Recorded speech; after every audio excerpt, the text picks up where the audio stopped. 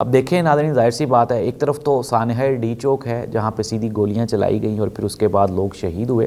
میں اس پہ پاکستان تحریک انصاف کو ضرور کرٹیسائز کروں گا۔ ظاہر سی بات ہے کہ پاکستان تحریک انصاف کی جو کمپرومائزڈ کی عادت ہے، خصوصاً بیرسٹر گوہر، سلمان اکرم راجہ، اسد کیسر اور یہ تمام لوگ جو اس وقت باہر موجود ہیں، انہوں نے ابھی تک بھی کوئی ایک زوردار آواز نہیں اٹھائی۔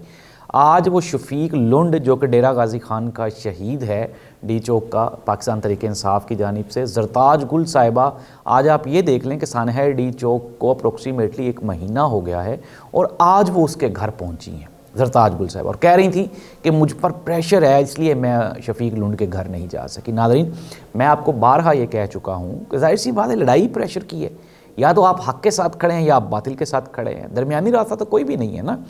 اب عمران خان 2 سال سے زائد جیل کاٹ رہا ہے، کیا اپنے لیے کاٹ رہا ہے؟ عمران خان ڈیل مارے، آج آرام سے اپنے بچوں کے پاس لندن چلا جائے، وہ یہاں پہ رکے ہی نہ، ٹھہرے ہی نہ،